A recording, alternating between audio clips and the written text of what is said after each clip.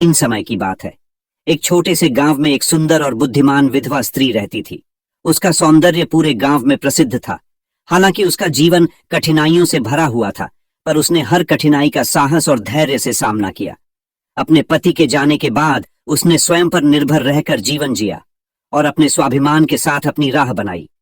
उसके चेहरे पर आत्मविश्वास और गरिमा का ऐसा तेज था कि हर कोई उसकी ओर आकर्षित हो जाता था। परंतु वह बहुत ही शांत और संयमित स्वभाव की थी। उसी गांव में एक सन्यासी भी रहता था, जो अपनी साधना और तपस्या के लिए दूर दूर तक प्रसिद्ध था।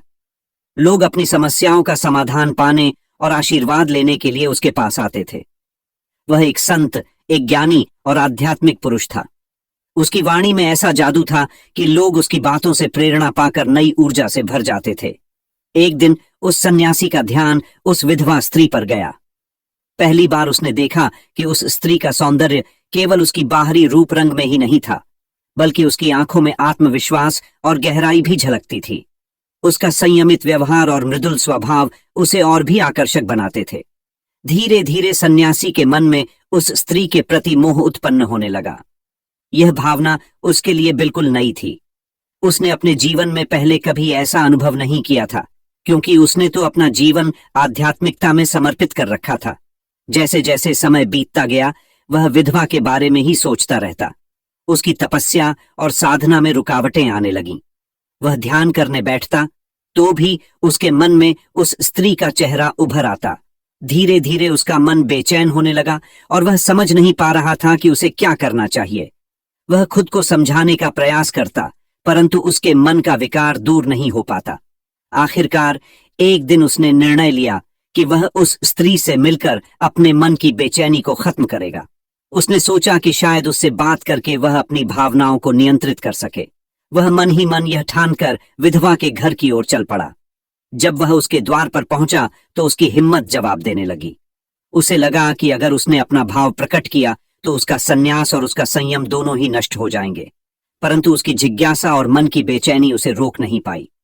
वह स्त्री ने सन्यासी को अपने दरवाजे पर देखकर आदर से उसे अंदर बुलाया।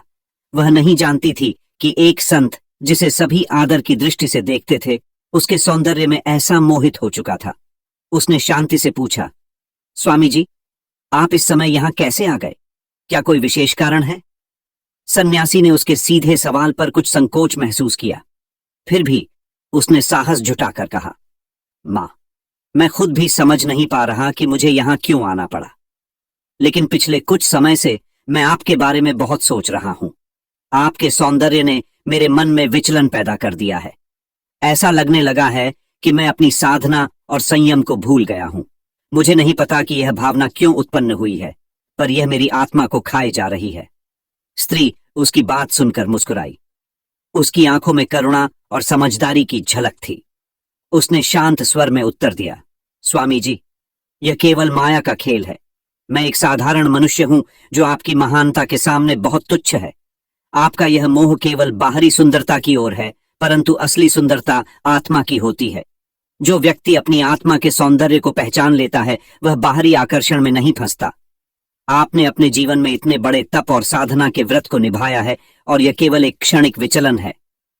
वह कुछ देर मौन रही और फिर आगे बोली, स्वामी जी, यह जीवन क्षण भंगुर है। बाहरी सुंदरता का आकर्षण भी अस्थायी है। हम जिस शरीर और रूप को अपना मानते हैं, वह केवल माटी का एक ढांचा है, और इसे एक दिन इसी मिट्टी में मिल जाना है। सच्चा सौंदर्य वह है जो हमारे अंतःकरण में है। आप जैसे ज्ञानी पुरुष के लिए यह परीक्षा का समय है।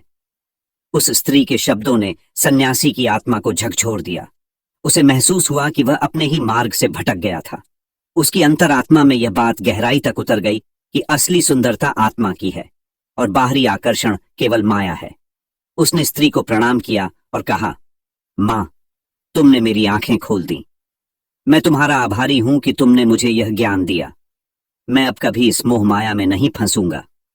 वह दिन उसके जीवन में एक नया मोड़ लेकर आया। उसने पहले से भी अधिक कठोर तपस्या की और अपने आत्मज्ञान को सुदृढ़ किया। वह लोगों को यही सिखाने लगा कि बाहरी आकर्षण में फंसकर अपने वास्तविक मार्ग से विचलित नहीं होना चाहिए। कहानी से शिक्षा, सच्चा सौंदर्य आत्मा का होता है। बाहरी रूप रंग अस्थायी होते हैं और व्यक्ति को अपनी आत्मा के सौंदर्य को पहचानने का प्रयास करना चाहिए। जीवन में मोह माया से ऊपर उठकर आत्मा की पवित्रता को बनाए रखना ही सबसे बड़ा धर्म है।